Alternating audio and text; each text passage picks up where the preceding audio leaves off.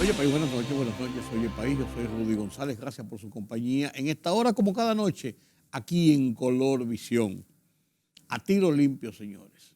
A tiro limpio, las unidades de la Dirección de Control de Drogas, de las Fuerzas Armadas, de organismos de seguridad incautaron 237 kilos de cocaína en un operativo en Juan Dolio.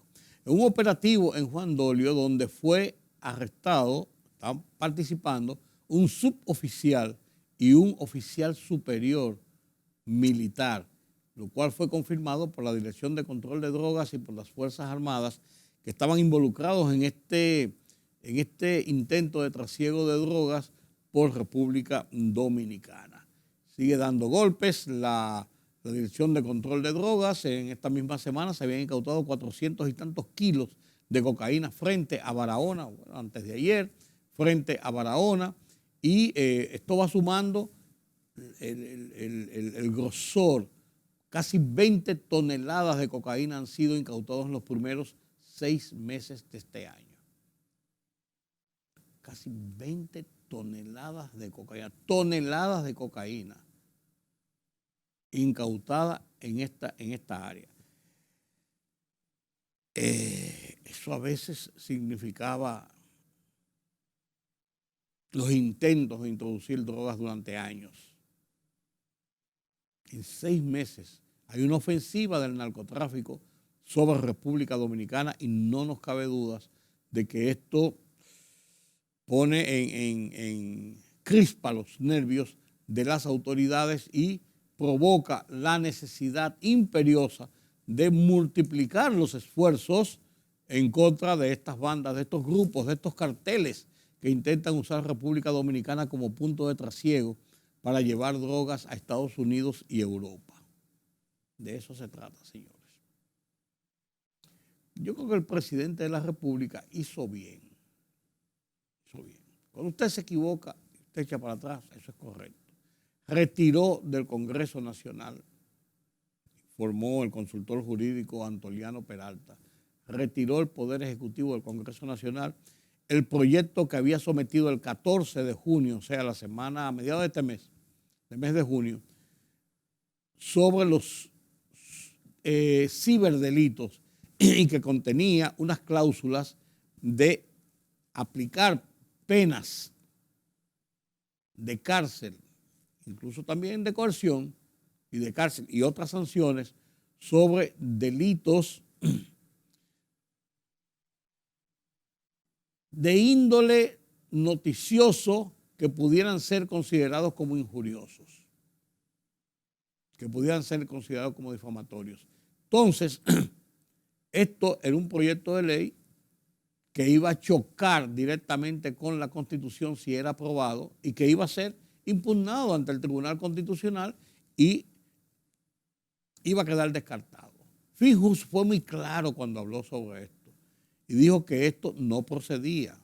Luego hicieron otras organizaciones, pero Finjus, que es una organización que analiza los temas constitucionales e institucionales, hizo la advertencia sobre las falencias de ese proyecto de ley. Pero Finjus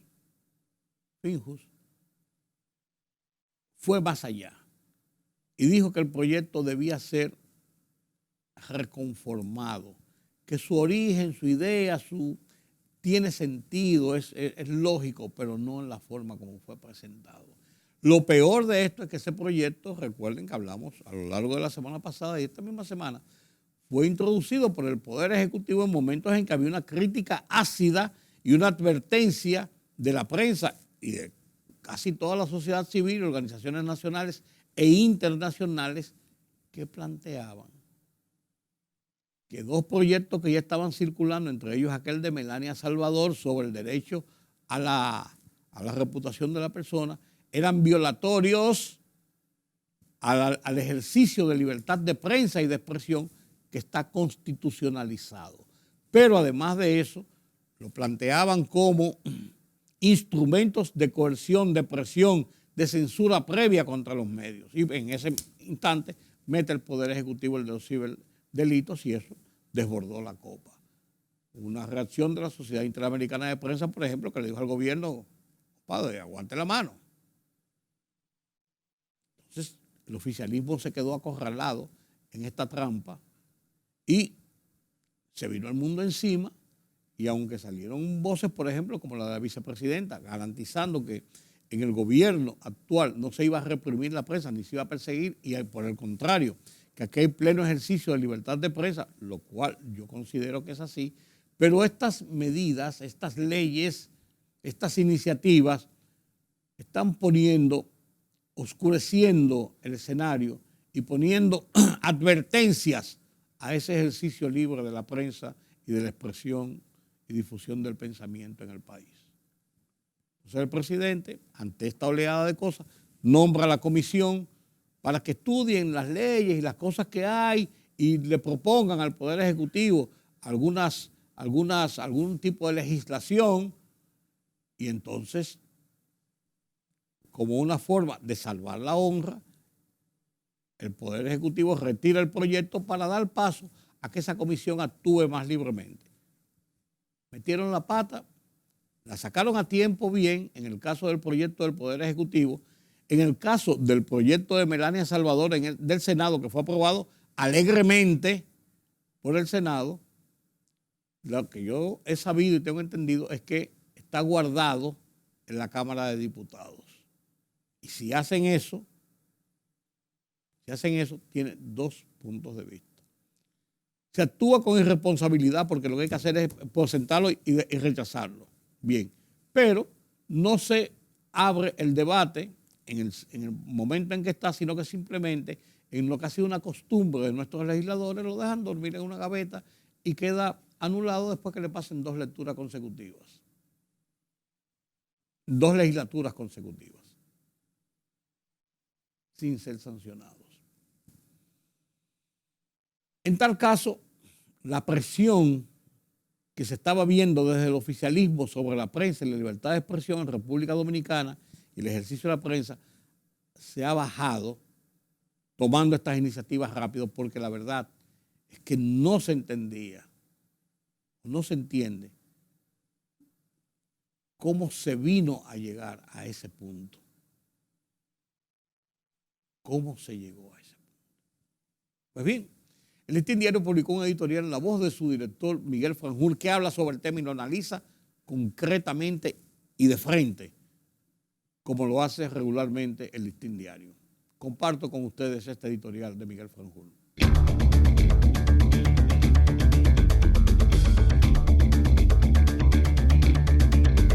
El índice de Chapultepec, el más depurado diagnóstico de la libertad de prensa y de expresión en las Américas, ha colocado a la República Dominicana en la lista de 9 países con buenas notas en el respeto de esos derechos. La evaluación, que comprende los años 2020 y 2021, refleja cómo el país salió de la categoría de naciones con restricciones parciales a otra de baja restricción, colocándose como la 4ª, por debajo de Uruguay, Chile y Jamaica. En gran medida, este avance es el resultado de una línea de respeto desde el Estado al ejercicio de estas libertades y al clima favorable creado por la anulación de piezas legales que pretendían reimponer peligrosas restricciones al trabajo de la prensa. Los informes semestrales presentados ante la reunión de medio año y la Asamblea General de la Sociedad Interamericana de Prensa sobre la República Dominicana reflejaron en esos años la existencia de un marco de respeto general que mereció los elogios de la CIP y de otros organismos que vigilan estas libertades. No obstante, de modo inesperado e inexplicable, caímos en el colmo.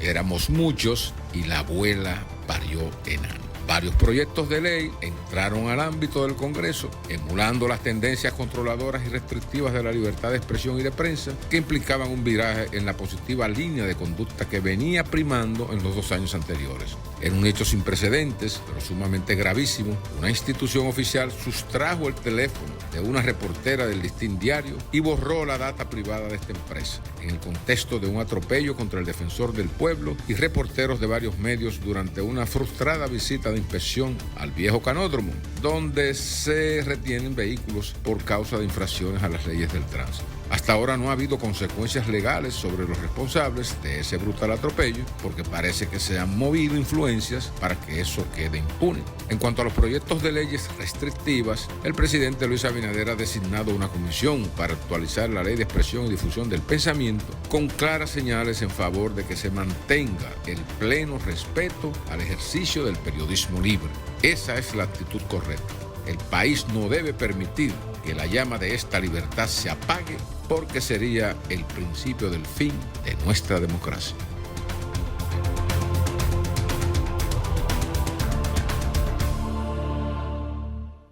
Esta semana, en mi columna Oye País, en el Listín Diario, analizo las cosas de nuestra democracia, cosas raras que ocurren en el país y que parecen ser parte del folclore cotidiano, pero que nos indican que nosotros estamos como patas arriba, como dice la gente.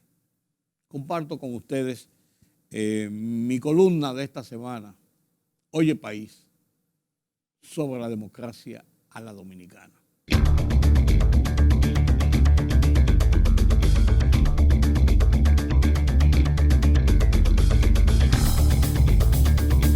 El monumento conmemorativo al ajusticiamiento del dictador Rafael Leónidas Trujillo no puede ser remozado por las autoridades.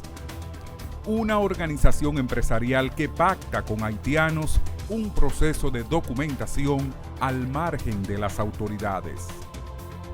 El oficialismo pone en manos del Congreso Nacional por lo menos 3 proyectos para crear legislaciones que atentan contra las libertades de prensa y expresión. Que las estadísticas oficiales registran más de 680,000 ninis. La clase gobernante, los políticos y poderes fácticos, empresariado, iglesia, la gran prensa, la todopoderosa sociedad civil y las incontrolables redes sociales enfocan tiempo y esfuerzos en tratar de dirigir la sociedad, y lo logran en parte y ocasiones, hacia el resultado de sus intereses personales, de grupos, de clase, insuflados por el ego y el poder, beneficios económicos incluidos, para lo que levantan una permanente cortina de humo, a veces tan espesa que los ciega, con acciones y promesas vacuas y engañosas con que pretenden disimular y o esconder la basura debajo de las alfombras. Apoyados en que es muy grande la factura social, difícil cubrir, es menos cierto que muchos de los temas trascendentes que no dejan reconocimiento, votos, beneficios, quedan de lado y agrandan los problemas. El caso de los ninis es emblemático, ya que mientras los barrios explotan con las drogas, la violencia callejera, la delincuencia criminal, la respuesta es la dureza de la represión policíaco-militar. Una receta necesaria pero ineficaz si no se equilibra y compensa con acciones y atractivos como educación, incentivo a los deportes, fuentes de trabajo, aprendizaje de carreras técnicas, etc. Reflexionemos sobre estas realidades de nuestra democracia a la dominicana.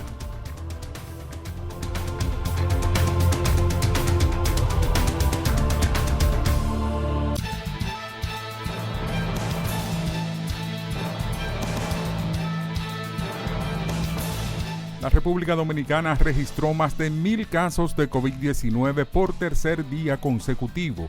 Este viernes el Ministerio de Salud Pública notificó 1,364 nuevos contagios de COVID, 336 más que los 1,028 registrados en la víspera, con ninguna defunción por esa causa. De acuerdo al boletín 834 emitido por la Dirección Nacional de Epidemiología del Ministerio de Salud Pública, el total de fallecidos se mantiene en 4,383, mientras que los casos acumulados ascienden a 608,176.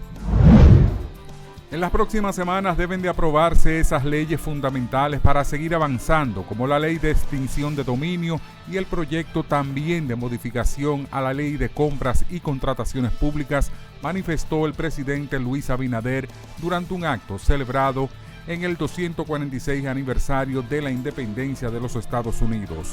Estamos comprometidos en el proceso de transparencia y de ser un ejemplo de democracia colaborando con los demás partidos políticos, acentuó el primer mandatario dominicano. El programa de medicamentos esenciales y la central de apoyo logístico Promesecal completó este viernes la adjudicación de un primer lote de 27 medicamentos solicitados por la Dirección de Medicamentos de Alto Costo del Ministerio de Salud Pública y Asistencia Social. La dirección ejecutiva del Partido Revolucionario Moderno PRM designó al actual director de Alianzas Público-Privadas, Sigmund Freud, como delegado político del PRM ante la Junta Central Electoral, cargo que ocupaba el ministro de Medio Ambiente Orlando Jorge Mera, ultimado el pasado 6 de junio.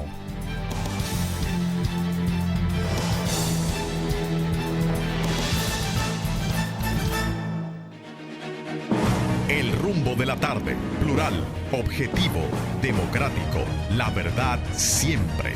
Con tres verdaderos profesionales del periodismo y la comunicación, Georgie Rodríguez, Juan TH y Rudy González. Los Poderosos.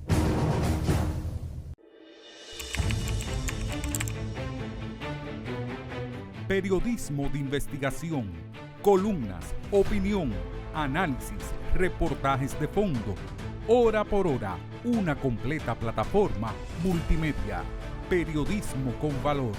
Noticias horaporhora.com.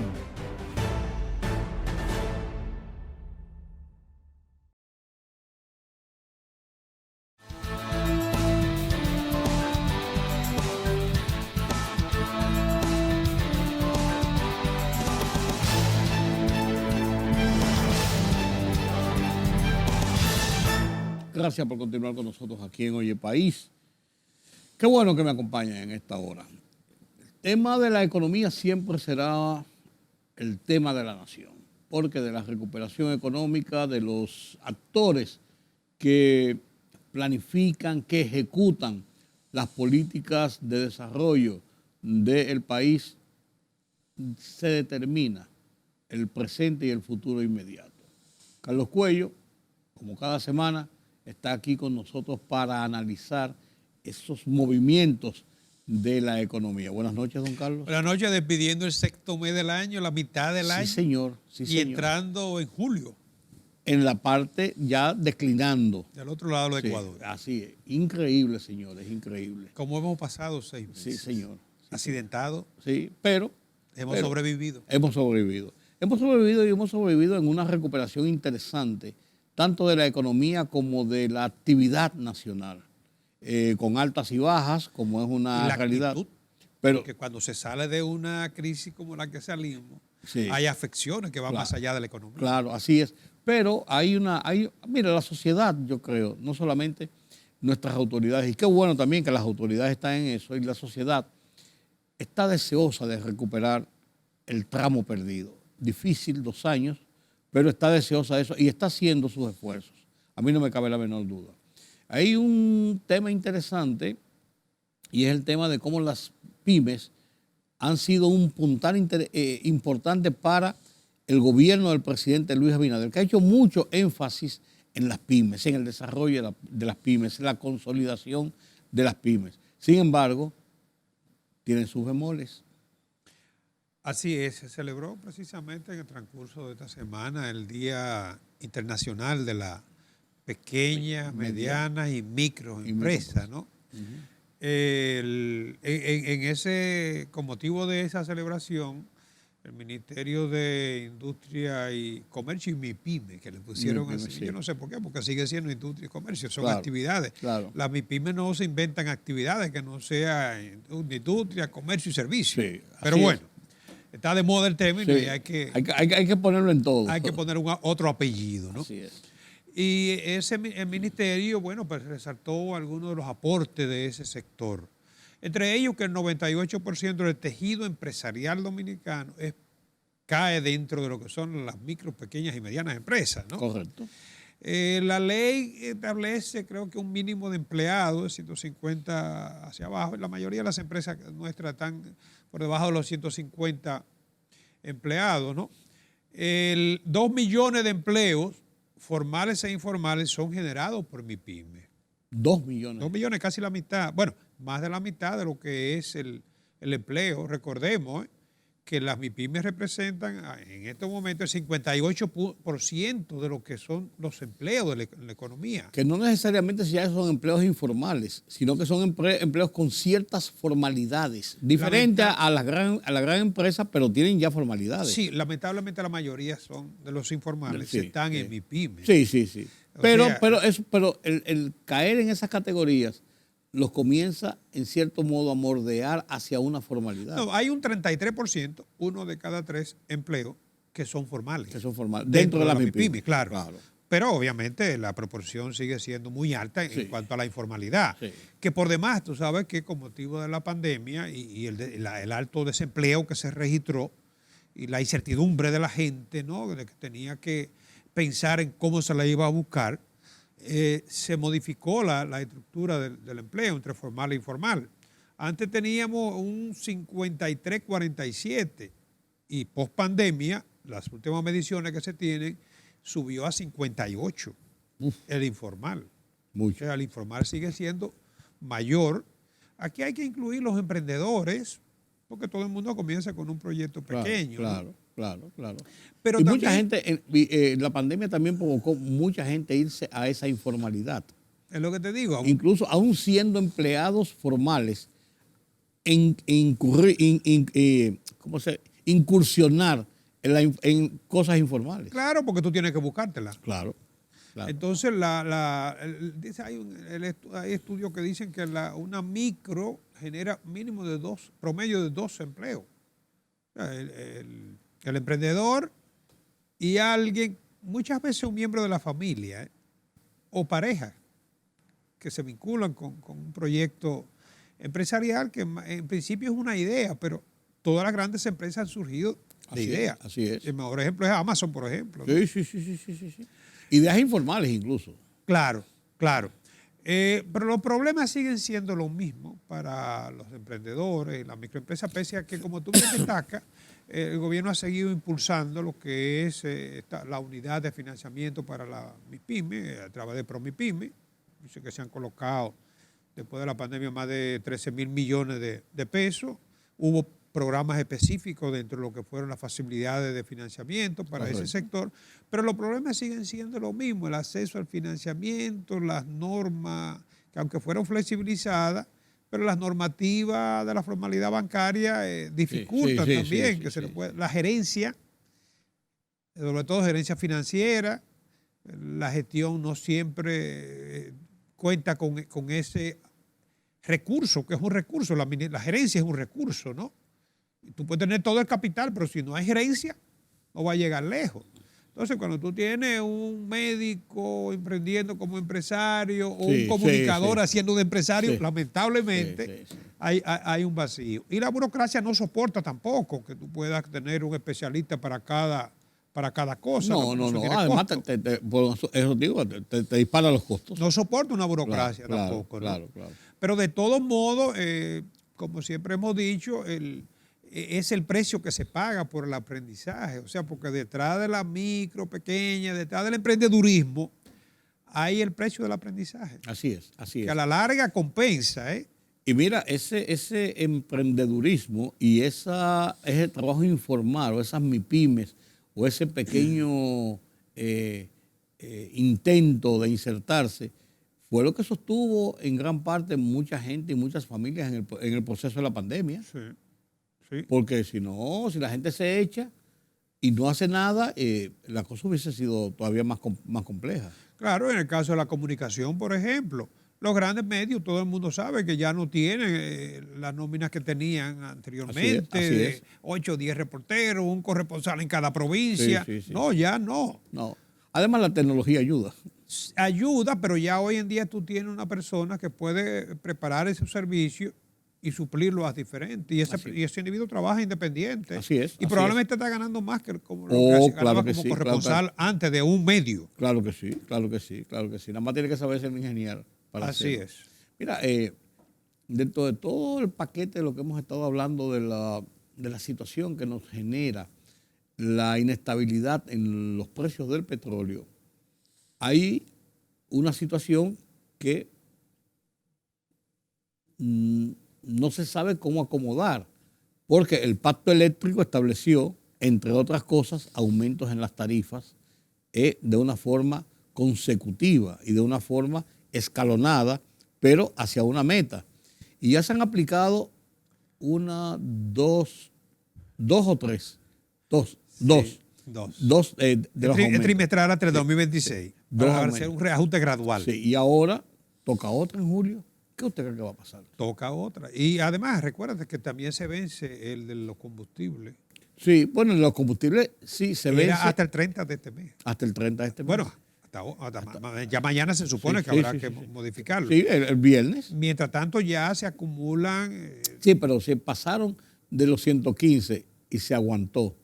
Yo no creo que necesariamente porque se vence, pero es un enunciado, no es un decreto. Fue por 4 meses. Está bien, pero es un enunciado, no fue un decreto o una ley. Entonces, bueno, lamentablemente aquí tenemos leyes para todo, pero no se cumplen. Tú recuerdas la Estrategia Nacional de Desarrollo es una ley. Sí, eso es una ley. Bueno, y ahí incluso tú recuerdas que se estableció que el ITEVI se iba a subir provisionalmente a un 18. Y en el 2016, cuando llegáramos al coeficiente del 16% del Producto Interno Bruto, se bajaría al 16.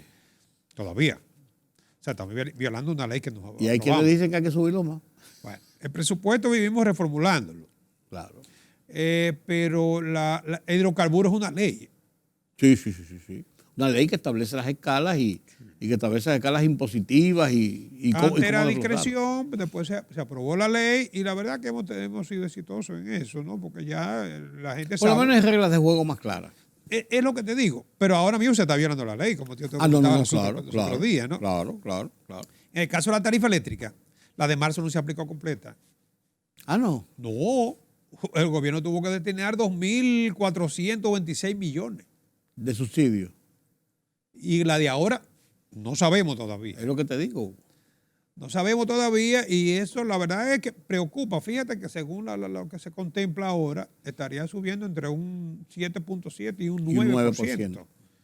Sobre todo los sectores de más alto consumo, como siempre, se sigue dando preferencia a los que tienen consumo de 300 o menos, que es un alto porcentaje de la población. En términos numéricos, no en pesos de facturación, por supuesto. Lo que pasa es que la gente se queja no solamente de los aumentos de tarifas, sino de los aumentos de facturas.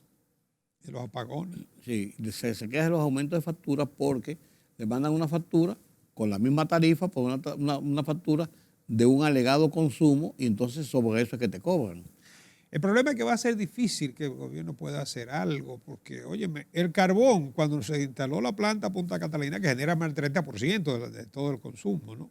De la generación, perdón, se partió de que el carbón, por ser un combustible ya en desuso, en retiro, exacto, en algunos países incluso ya con legislaciones prohibidas para el uso del carbón, y se montó esa planta de carbón. En ese momento el costo era el más bajo que se podía conseguir, aunque tenía el riesgo de la contaminación. Como $40. Pero el carbón más que se ha duplicado. Sí, se multiplicó varias veces. Llegó a casi a 150. Y el gas también. Sí, no, claro, el gas también. Y hemos tenido que utilizar plantas de barcaza, que son de emergencia, pero peor son los apagones. Y son altamente contaminantes. Claro. Entonces la situación es muy compleja. No sabemos todavía si el gobierno va a optar por seguir incrementando el subsidio. Mira, los subsidios van más de 40.000 millones y más de la mitad de los subsidios son de combustible. De combustible. El combustible solamente lleva 21.000 millones. Eso es, ya lo hemos dicho. Insoportable. Es insostenible. O sea, la solución, nadie quiere que se le reajuste el precio, es verdad, pero la gente tampoco hace espontáneamente sacrificio. Ni lo va a hacer. No. Bueno, la gente está esperando en algún momento que va a haber un reajuste en los precios de los combustibles. Ahora, la gente la reacción que va a tener la gente cuando se produzcan los aumentos en algún momento será proporcional a lo que realmente les ha beneficiado en estos 3 meses. Porque tú vas a decir, lo aumentaron, está bien, es verdad que es un jalón, pero hay que entender que nos aguantaron. El beneficio es una conquista. Sí. Eso se olvida el otro día. Así es. Y fíjate los casos que tenemos en Ecuador, por ejemplo, donde hay protestas, grandes protestas, pero es que los gobiernos tienen muy poca alternativa de solución a los problemas. Esta semana, por cierto, se celebró la reunión del G7, los países más industrializados del mundo, con la invitación de algunos países como la India, Sudáfrica, Argentina fue invitada también, porque hay una preocupación. Todo giró en torno a la guerra Rusia-Ucrania, pero tienen una preocupación en el sentido de que estos escenarios de desesperación, de incapacidad de los gobiernos para poder dar respuesta a lo que la gente quisiera, que le bajen los precios. ¿Cómo lo pueden bajar los precios si los costos no se pueden controlar? No sé si tú viste que estamos importando huevos y pollo de Brasil. De Brasil y de Bélgica.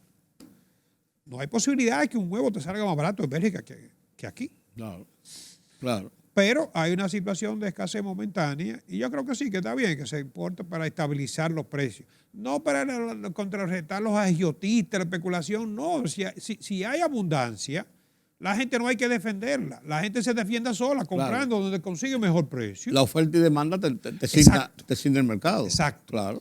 Entonces, la realidad es que la preocupación del Grupo de los 7 y de Naciones Unidas, el Fondo, el Banco, es de que se está incrementando la pobreza por las alzas de precios que son incontenibles. Europa, Estados Unidos, todo el mundo. Y la otra gran preocupación del G7, que obviamente tiene su objetivo político, es que en esta situación de desesperación de la gente porque no tiene respuesta para enfrentar sus necesidades, están surgiendo algunos mesías que prometen, entienden que la culpa de todo es la injusta distribución. Pero el problema es que tú puedes distribuir la riqueza que tú eres capaz de crear. Así es. Pero si tú destruyes lo que hay, ¿de dónde la produce? Claro. No va a poder. Y es lo que ha pasado con todos estos modelos de avanzada, que se plantean como más equitativos. A mí lo que me preocupa es, y lo hemos analizado en varias ocasiones, Carlos, el tema de los subsidios. ¿A dónde los subsidios van a llevar realmente las finanzas del gobierno para las obras de inversión? Porque es que no vemos un tope, no vemos un cese.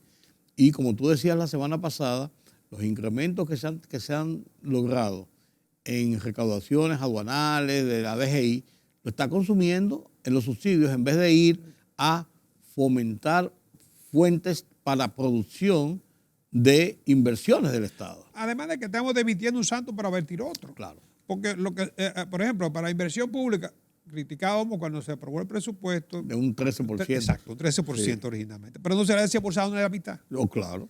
O sea, porque estamos quitándole de algún lado tiene que salir. Claro, claro. ¿De dónde cuál sería la fuente más idónea? Bueno, que se incrementaron las recaudaciones. Se han incrementado, pero no en la magnitud que se requiere. Claro, claro, claro. Entonces, ahora sale un estudio de la CEPAL donde dice que la República Dominicana mantiene un 4.9% de lo que se llama el gasto tributario.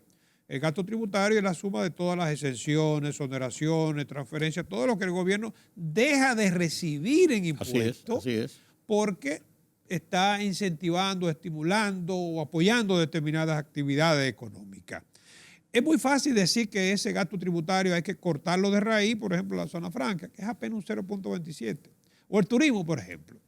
Pero ¿cuántos empleos te genera el turismo? ¿Cuánta inversión llega al turismo? ¿no? Claro. Lo que pocas veces se dice es que el 2.77, 2.8% prácticamente de ese gasto tributario, ¿sabes dónde está? En las exenciones de ITEVI. Por ejemplo, ponme el ITEVI a la medicina, ponme el ITEVI a los libros, ponme el ITEVI a los bienes de primera necesidad. A todo. Entonces, no es tan sencillo cortamos el gasto tributario, que es un 5% del PBI prácticamente, se lo sumamos al 15% que tenemos y ahí tendríamos el 20% de presión tributaria, ¿no? Sí, así parece muy simple. Pero no. También tenemos una evasión que en algunos casos está de un 50%. Claro, admitido oficialmente. Entonces, el problema nuestro es muy serio porque para la única forma que tú tienes de tú frenar esa carrera de endeudamiento sería recaudando lo suficiente. Y eso no... No es cortando. Yo estoy de acuerdo que se podría revisar el gasto tributario, pero ahí no es donde está todo el problema. Ahí no es donde está todo el problema porque tú, repito, hay actividades que tú podrías. Vamos a quitar los incentivos, vamos a quitar las exenciones, pero automáticamente te va a transferir fondos al gobierno porque todo depende de que tú tengas los ingresos, porque tú pagas impuestos sobre los ingresos que tú tienes. Claro. Hay otro de esto, el salario navideño. Bueno, pero eso beneficia al trabajador y fue una conquista. Otro, la exención, tú sabes que hay una exención de hasta 400,000 pesos que está libre de impuestos. Claro. Antes, cuando yo comenzamos a trabajar, nos quitaban impuestos con el salario mínimo, ¿tú recuerdas? Sí. Bueno, esa es otra parte también. La vivienda, el impuesto a la... El IPI. Que es el impuesto del patrimonio. Hay una exención. Entonces tendríamos que poner a tributar toda la vivienda. Sí. Es complejo porque esa misma ampliación también va a generar disgustos. Disgusto. No, y no solamente disgusto, también podría impactarte negativamente la inversión. Lógico. Que es el otro problema, ¿no? Lógico. Entonces, yo te digo, el panorama económico hemos llegado hasta... Es complejo, Pero es complejo. Fíjate, por ejemplo, ahora se están subiendo la tasa de interés en Estados Unidos, Europa, en todo el mundo. Ahora, ¿cuál es el riesgo de esto? Ya lo comentábamos la semana pasada. Subir la tasa de interés te va a reducir el consumo. Lógico. Y la inversión. Lógico. Si tú afectas el consumo y la inversión en la y te economía, encarece todo lo demás. No, pero ¿y el empleo? ¿De qué depende? Ajá. De la demanda agregada. Sí. Entonces, fíjate que esto podría llevar la economía, es el término, se llama estanflación, o sea, un estancamiento, y no va a lograr controlar la inflación porque la inflación depende de factores externos. Es complejo, muy complejo, Carlos, muy complejo. Pero la situación hay que darle la vuelta. Hay que apelar a la mesura y al comedimiento y a la sensatez. Tú mencionabas el endeudamiento y la fuente de poder conseguir dinero para suplir todas esas necesidades va a ser endeudamiento a final de cuentas. Sí, pero el endeudamiento tiene un límite. Es lo que... Y no lo pones tú. No, eso te iba a decir que ya nos han advertido en varias ocasiones. Eso no lo pones tú, lo pone el prestamista. Sí. Y además tiene un costo, que sea la otra. Y cuanto más endeudado está, más riesgoso eres y mayor va a ser la tasa que te van a requerir de financiamiento. Y te puede llegar un momento donde se te va a hacer muy complicado conseguir financiamientos. No, peor aún. En la medida en que te vas endeudando, tienes cargas financieras fijas que gravitan sobre la finanza. Ya tenemos más del 20% comprometido para hacerle frente nada más al gasto financiero, o sea, al gasto de intereses. Entonces, igual que en las finanzas personales, cuando tú te endeudas mucho, llega un momento que ya no tienes para pagar los intereses. Claro. Y tampoco vas a tener quien te preste. Claro, evidentemente. No hemos llegado ahí, pero es mejor actuar a tiempo. Podríamos caminar hacia eso. Sí. Esa es la realidad. Bueno, don Carlos, gracias por estas informaciones de esta semana y esperemos que entre lluvia y el inicio del séptimo mes del año, las cosas como que se aclaren un poco. ¿Usted cree? Vamos a esperar en medio de este verano caliente. Este infierno, yo digo que son verano e infierno, estamos en infierno. Bueno. A usted le gusta verano. Gracias por su compañía. Sí, Julián te oye. Gracias por su compañía, don Carlos. Gracias a ustedes por acompañarme en este conversatorio sobre la economía nacional e internacional con nuestro analista Carlos Cuello. Permítame la pausa.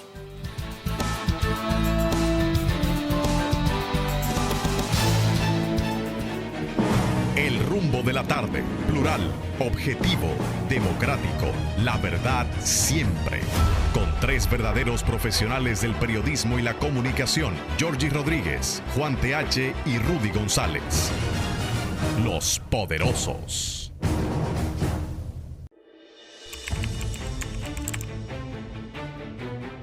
Periodismo de investigación, columnas, opinión, análisis, reportajes de fondo. Hora por hora, una completa plataforma multimedia. Periodismo con valor. Noticias horaporhora.com.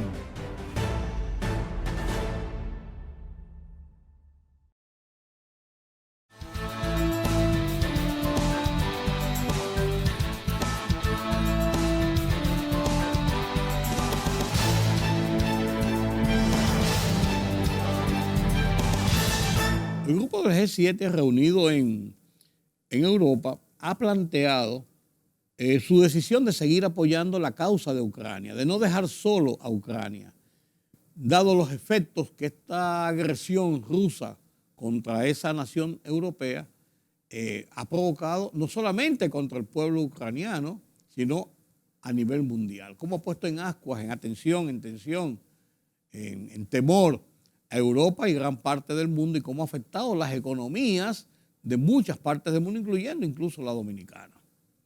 Las plataformas internacionales como BOA, Deutsche Welle de Alemania, BOA de Estados Unidos, RT de Rusia y otras, nos hacen el panorama de lo que está ocurriendo en la guerra de Ucrania, que no ha terminado, Veamos.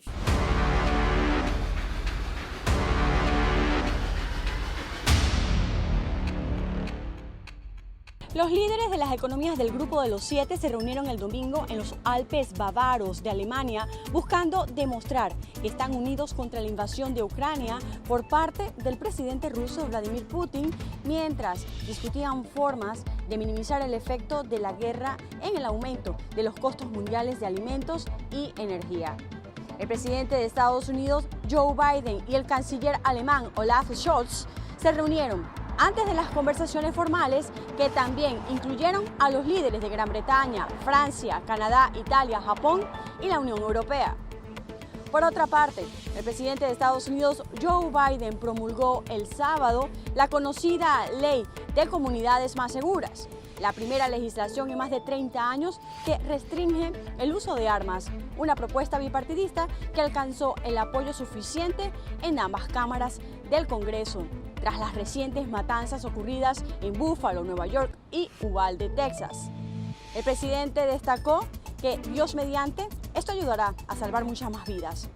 Por último, se espera que hoy lunes manifestantes en contra y a favor del aborto se reúnan nuevamente frente de la Corte Suprema de Estados Unidos en Washington, D.C. para alzar su voz sobre la decisión de eliminar el derecho federal al aborto. Mientras, cientos de manifestantes se dieron cita durante el fin de semana en rechazo a la decisión del máximo tribunal de anular Roe vs. Wade, un fallo que legalizó el aborto a nivel federal en el año 1973. El fallo de la Corte Suprema, sustentado en una mayoría conservadora de 6-3, está destinado a cambiar enormemente la vida estadounidense, con casi la mitad de los estados que restringirán notablemente el aborto en las próximas semanas. Según Ucrania, este fue el momento en el que cayó un misil ruso, provocando un incendio que dejó el centro comercial de Kremenchuk en ruinas y decenas de muertos y desaparecidos. Mientras los equipos de rescate se abren paso entre los escombros de esta ciudad lejos del frente, sus residentes siguen en shock.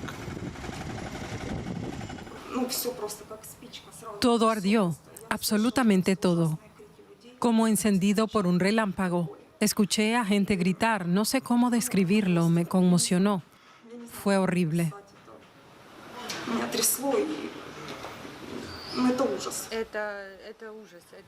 Fue horroroso, más de lo que las palabras puedan describir.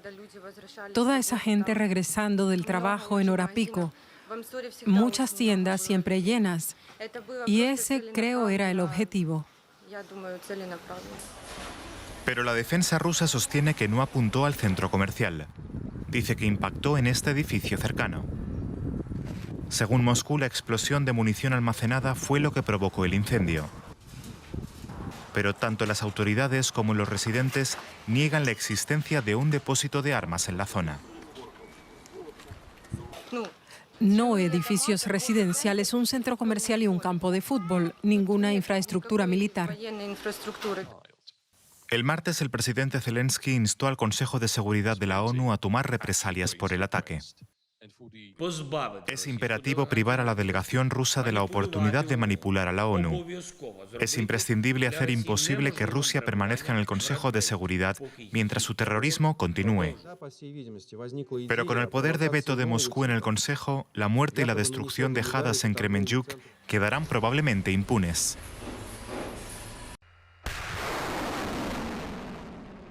Estas lanzaderas de misiles hechas en Estados Unidos son el nuevo orgullo de Kiev. Llegan tras meses de peticiones cada vez más apremiantes. Pueden alcanzar objetivos a 80 kilómetros con mayor precisión que cualquier artillería que Ucrania o Rusia tengan actualmente en sus arsenales. Ucrania puede ahora atacar sin temor a que Moscú le devuelva el fuego. Pero Ucrania tiene solo 4. No obstante, la mayor parte de esta guerra se está librando con tácticas que no han cambiado mucho desde la Segunda Guerra Mundial. Gran parte del armamento tiene más de 50 años, pero Rusia posee mucho más y Ucrania empieza a quedarse sin munición. Según Kiev, por cada uno de sus obuses, Moscú tiene 10. Fuentes de inteligencia occidentales creen que es menos, pero coinciden en que Ucrania está superada en armas. Por eso Kiev no aspira a lograr mucho más que a frenar el avance ruso. Este es el rastro de destrucción de las fuerzas rusas en Severodonetsk y sus alrededores. Ucrania calcula que Rusia ha disparado hasta 50.000 proyectiles al día. En esta región vivían cientos de miles de personas. El ejército ucraniano se marchó y el presidente Zelensky declaró la ciudad muerta. Esto sucede cuando un proyectil impacta cerca de un inmueble. Hace 3 meses el ejército ruso estaba a 10 kilómetros de esta calle en Kiev. Aunque se apunta bien, los proyectiles de la era soviética no son precisos y ponen en peligro a los civiles. Los rusos tienen mucha más artillería que nosotros. Aunque nuestro ejército esté sufriendo pérdidas, son nuestras ciudades las que se llevan la peor parte. Están siendo arrasadas por la artillería rusa. Si Occidente quiere ayudarnos, debería enviarnos suficientes armas para que ganemos la batalla. Si lo hace a cuentagotas, los rusos podrían destruir los envíos. No valdrá la pena. Tras meses de retrasos y negociaciones, llegaron estos 7 obuses alemanes al frente de batalla. Aunque parezca poco, es casi una quinta parte del arsenal alemán. Es solo una gota de agua en el mar en el intento de hacer frente a la ofensiva rusa. Crece el miedo a que el apoyo de Occidente solo sirva para impedir el colapso del ejército ucraniano. Suficiente para lograr una retirada ordenada, pero lejos de frenar el avance ruso y mucho menos de ejecutar un contraataque. Otras noticias internacionales nos las presenta Pedro Vargas desde la redacción central de Oye País.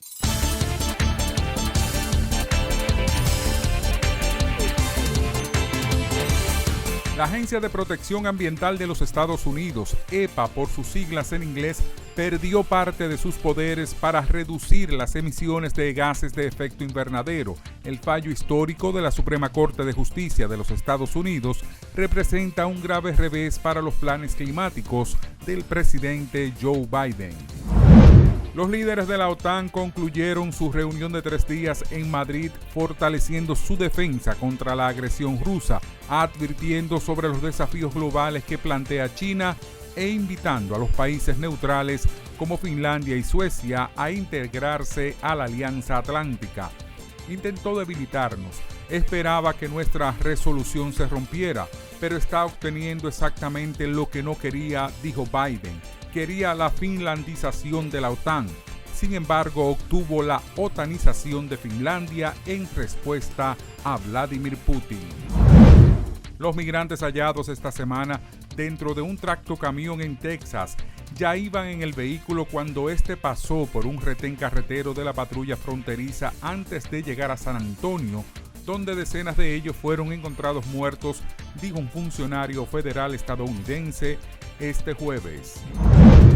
El presidente peruano Pedro Castillo renunció al partido Perú Libre, con el que accedió al poder 2 días después que la agrupación le pidió dejar sus filas tras acusarlo de quebrar la unidad interna.